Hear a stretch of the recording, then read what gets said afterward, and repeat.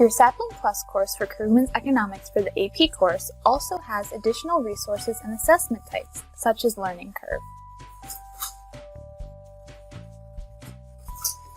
LearningCurve is adaptive, game-like, low-stakes quizzing that builds knowledge and retention by focusing on the material with which students need the most help.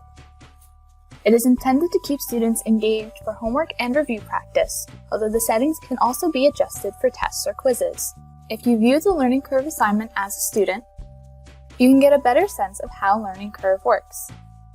Students will move quickly through mastered content and will receive full points for questions they get correctly.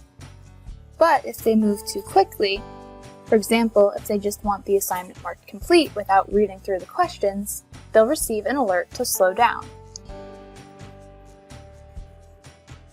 Questions are worth fewer points after an incorrect answer is guessed, thus taking it longer for that student to get through the quiz. And if a student is struggling with a certain topic, they will start to receive more questions on that topic. This is how LearningCurve adapts to each individual student. You will notice at the bottom of the screen that LearningCurve questions are tied directly to the course ebook to encourage students to utilize the resources at hand. When they get a question wrong, built-in feedback provides help and links them to relevant course material for review. Students are not penalized for using the ebook, and they get a chance to try again. When you are finished in Student View, just click End Preview. Back in the Teacher View, I am going to populate analytics for sample students. LearningCurve supplies classroom analytics to educators through 3 types of reports: an overview of class performance, a snapshot of all student activity scores, and an individual student topic breakdown. Our overview structure makes it simple to identify areas in which more instructional time is needed.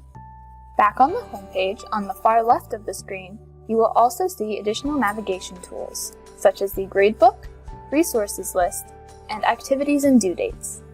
This activities and due dates icon is particularly useful as you can see all of your assignments in one spot, and make edits or bulk changes as needed. You can also use this page to grant extensions.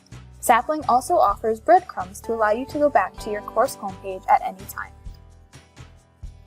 If you have any questions about how SaplingPlus works, or if you would like to test drive it for yourself, please go to go.bfwpub.com/bfw-sapling to explore more information and to request trial access.